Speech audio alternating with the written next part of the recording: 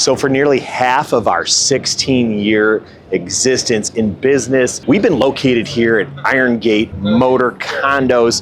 Now, you guys might not know what that is. It's a car storage community for people with more money than space, and every once in a while, they like to put on a show where people come in, get to park their cars, show off a little bit, and you get to see what's inside these owners' units.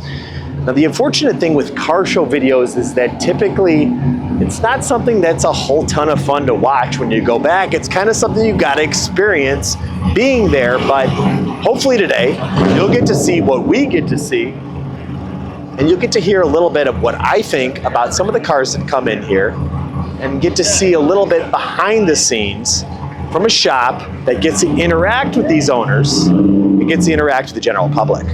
So I'm going to take you through and try to make this not so boring, but let's get at it.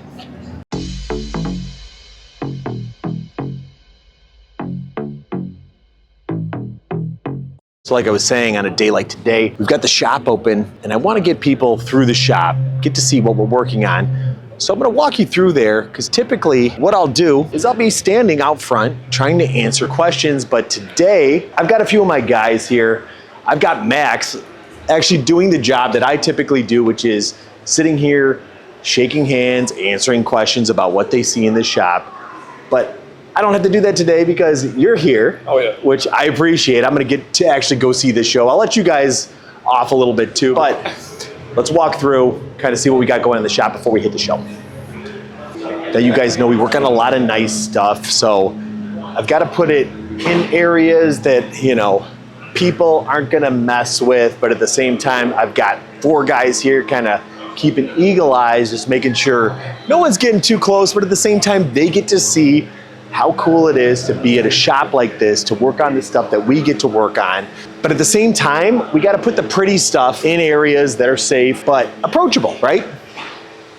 So I've got the stuff out, I've got people being able to see kind of what's going on. A lot of nice cars here, classic, exotic cars sitting here out for people to be able to look at. I've got a lot of the regular, you know, valve covers, fluid changes, things along those lines out parked somewhere else, and we've got the stuff that shows well, the sexy stuff in the shop on the lifts. Some of the stuff we've got here is actually going to be coming up in future videos. Some of the stuff you might have seen before, some of the stuff you might not get to see because it's just coming through one way or the other. So the main point is I just want to kind of show you what we've got going on in the shop before we actually go see the show. This is the 2025 Stars and Stripes show, one of 3 shows that Iron Gate puts on every year. One at the beginning of the year, one in the middle, one at the end. This is the one right around July 4th, a little bit after, but what you could expect here to see today, more or less a lot of cars, classics, domestics, imports, exotics. But what really is going to catch my eye when I've seen so many different vehicles, and that is things that you wouldn't typically run into. What I like to see are unusual mods, different engine swaps, things that you can't just bolt on. That really gets me excited. And then oddball cars that you might have seen, but they're hard to keep on the road. Older cars that maybe weren't so popular, but someone really put some care and love into them, and they bring them out to these shows. That's what I'm looking for today, and we're gonna go try to see if we can find them.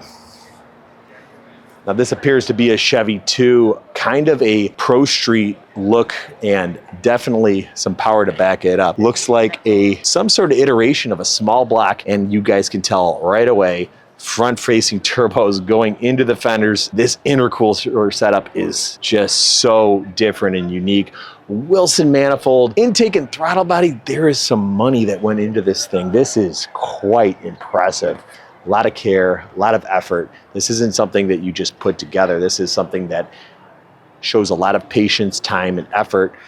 I really like this blow-off valve from Precision Turbo. This thing probably sounds insane when it ends up popping off in the Y shape.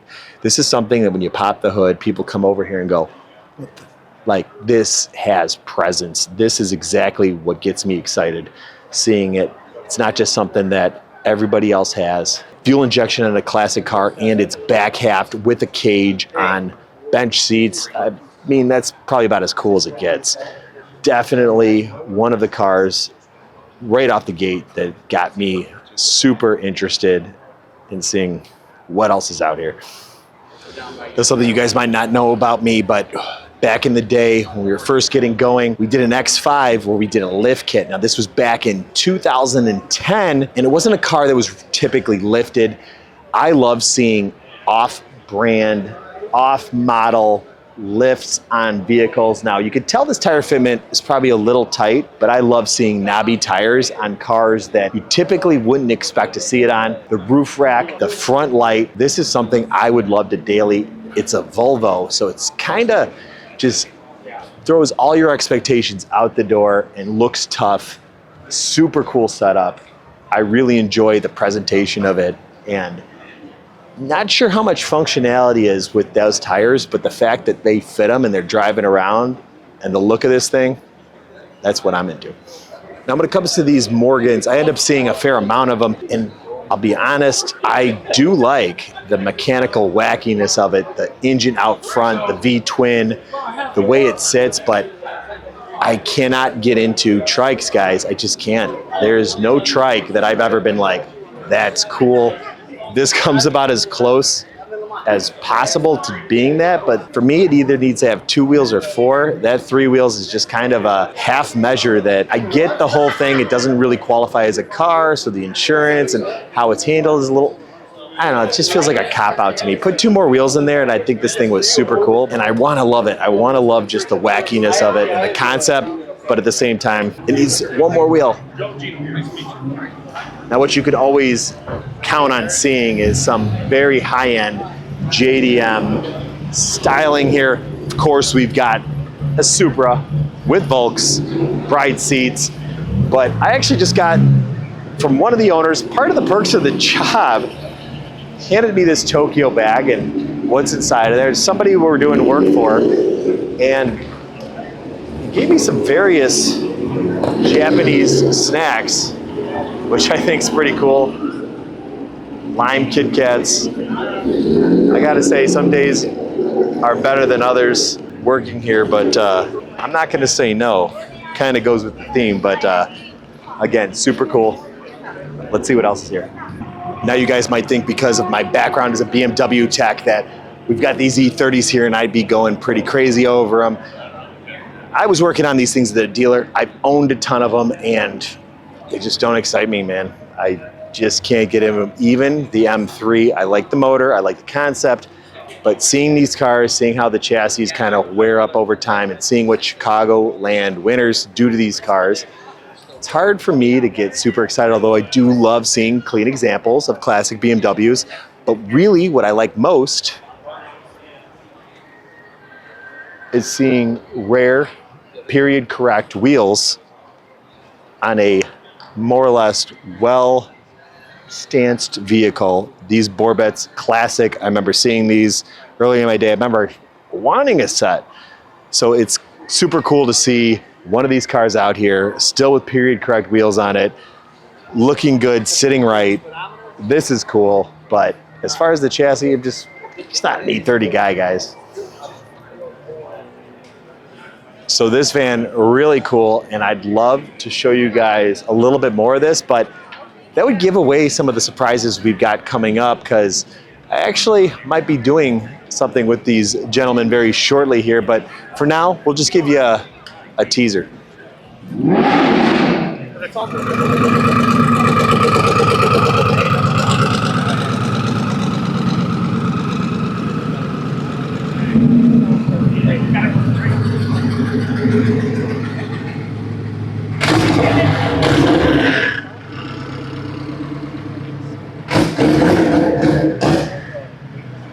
Couple of Turbo Coyotes and a Turbo Honda Civic, all with hood vents for the exhaust system.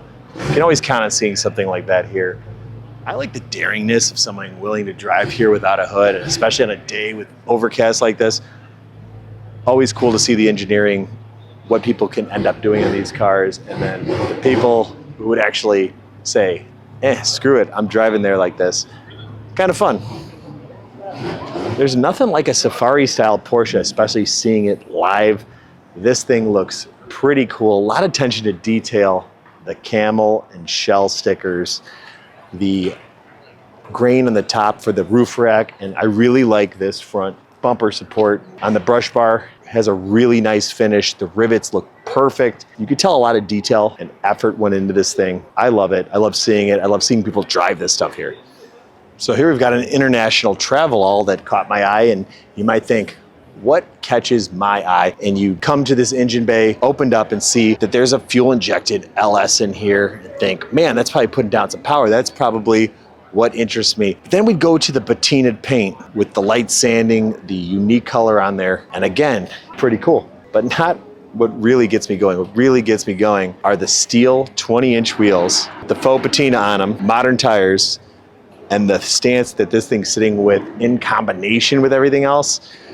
That kind of sets it off for me. I mean, everyone puts LSs and everything now, but the way this thing's sitting and the fact that they actually went with a classic yet more modern sized wheel that brings this thing and makes it super up to date, but still has that charm of a classic car. I love it. With 25 years passing, it's more common to see classic JDMs, especially right-hand drive, out and about, but I love seeing a four-door R32 Skyline GTS just showing up at a car show. The history, the passion that went into getting this car here. Again, a lot of people would see this and think it was a Maxima or something not that exciting, but it takes a certain sort of person, depending on what they're into, to even notice that this is something that, well, not crazy impressive, represents a lot of time and effort just to get it here to be able to drive it on our street. So I love seeing stuff like this. And it's a very clean example of what you would want to see in one of these cars, but that's just what you can expect to see at an Iron Gate show. So when Iron Gate approached us about 9 years ago and had this concept of a car condo community where owners would store their cars, it sounded a little wild at the time, especially since we were a business that was just getting to the point of profitability. So when we made the jump to actually come here, it was a little bit scary, to be honest. So now that we're here, I can't tell you guys how enjoyable it is to be part of something where stuff like this goes on all the time. And I'm just trying to do my best to share what goes on, not only at the shop, but as part of this community, which is something that is really quite unique. Make sure you drop in the comments what you guys thought was the coolest ride here, or what you enjoyed about some of the owners' units. But until next week, stay loud, stay curious, and we'll see you soon.